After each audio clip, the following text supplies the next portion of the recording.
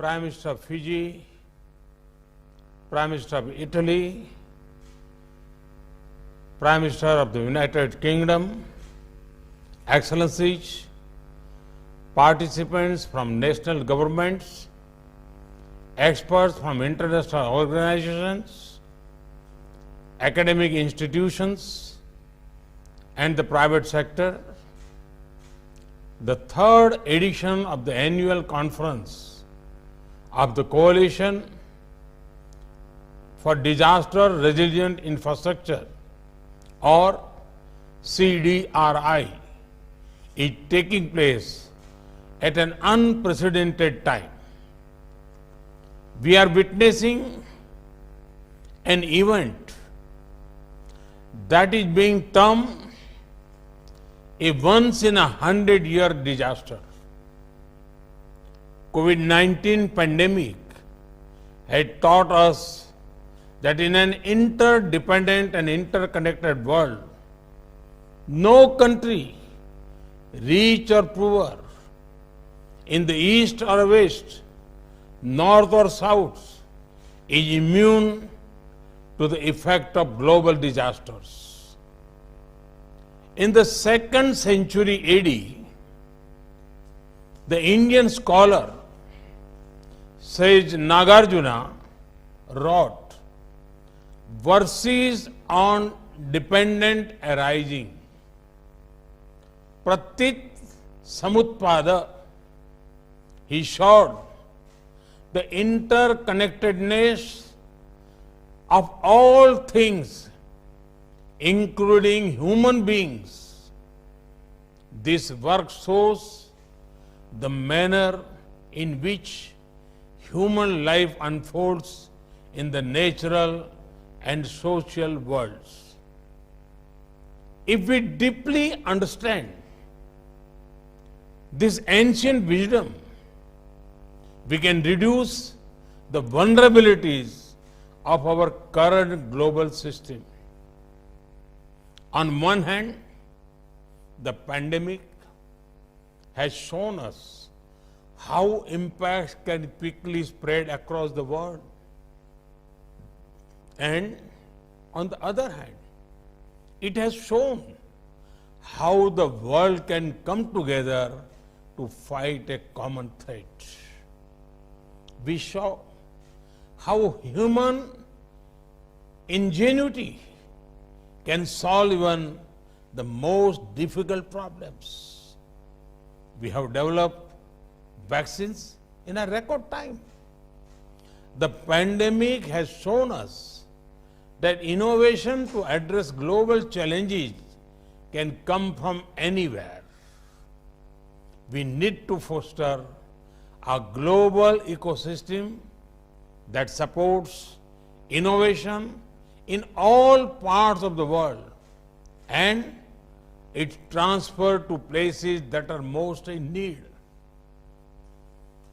The year 2021 promises to be a year of swift recovery from the pandemic.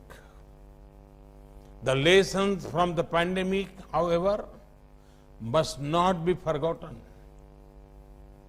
They apply to not only public health disasters, but other disasters as well.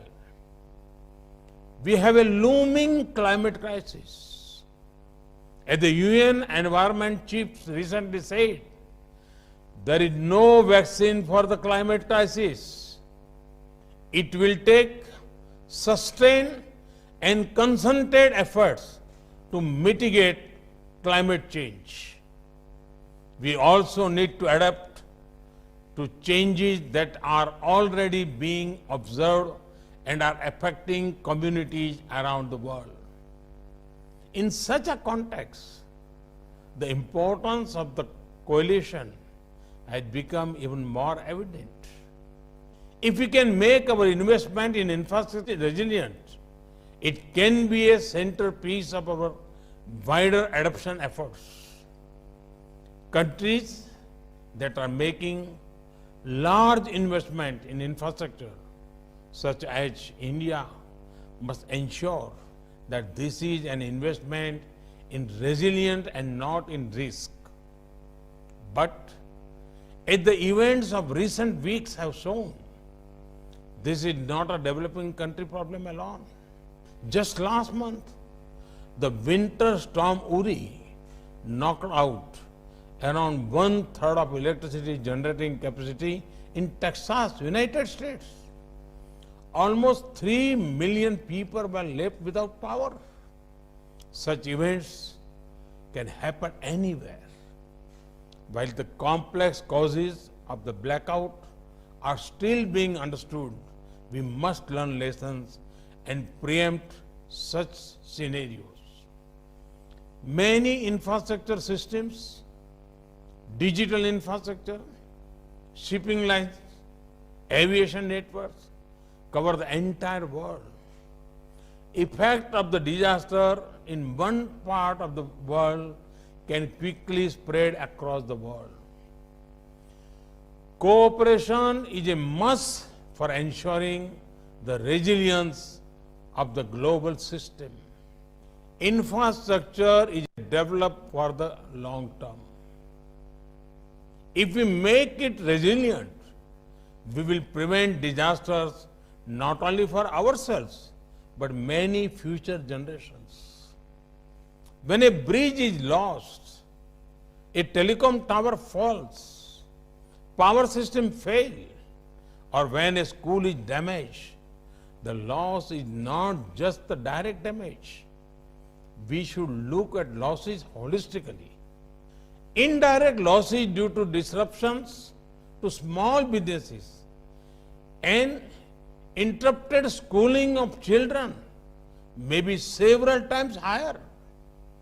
We need the right accounting perspective for a holistic evaluation of the situation. If we make our infrastructure resilient, we will reduce both direct and indirect losses and protect the livelihoods of millions. In CDRI's formative years, we are grateful to have the leadership of the United Kingdom alongside India.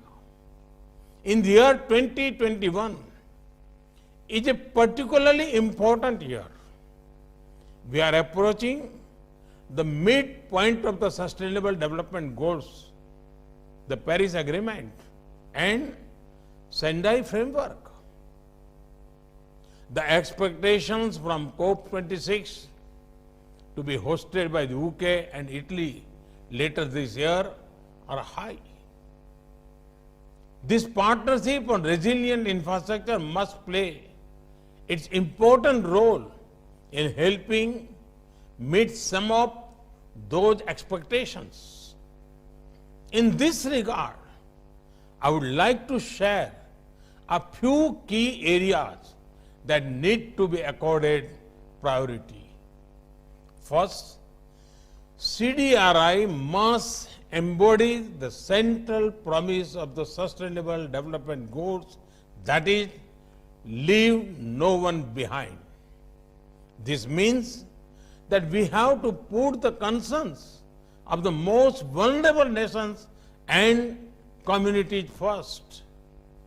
In this regard, the small island developing nations that are already experiencing the impact of worsening disaster must have easy access to all the technology, knowledge, and assistance that they consider necessary. We must have the capability and support to adapt global solutions to the local context. Second, we must take stock of the performance of some of the key infrastructure sectors, particularly health infrastructure and the digital infrastructure that played a central role during the pandemic. What are the lessons from these sectors? And how can we make them more resilient for the future?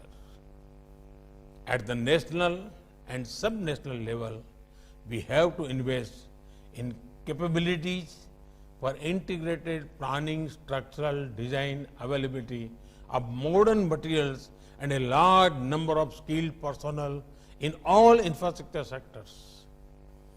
There is need for research and development in all these areas. Third, in our quest for the resiliency, no technological system should be considered too basic or too advanced. The CDRI must maximize the demonstration effect of the application of technology. In Gujarat, we built India's first hospital with base isolation techniques. Now, base isolators for earthquake safety are manufactured in India itself. In the current context, we have many more opportunities. We must harness the full potential of geospatial technologies, space-based capabilities, data science, artificial intelligence, material science, and combine it with local knowledge to pursue resilience.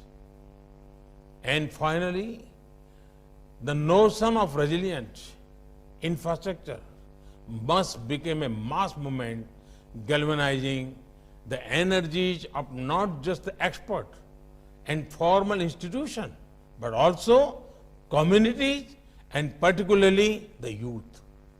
A social demand for resilient infrastructure will go a long way in improving compliance to standards.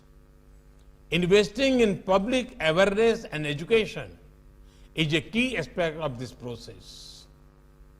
Our education system must enhance the awareness of locally specific hazards and their possible impact on infrastructure.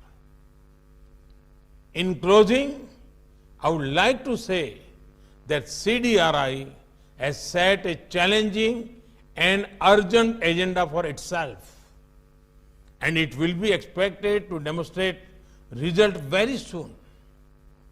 In the next cyclone, in the next flood, in the next earthquake, we must be able to say that our infrastructure systems were better prepared and that we reduce losses. If damages occur, we should be able to restore services quickly and build back better. In our quest for resilience, we are all in the same boat. As the pandemic has reminded us, no one is safe till everyone is safe. We have to ensure that we leave no community, no place, no ecosystem, no economy behind.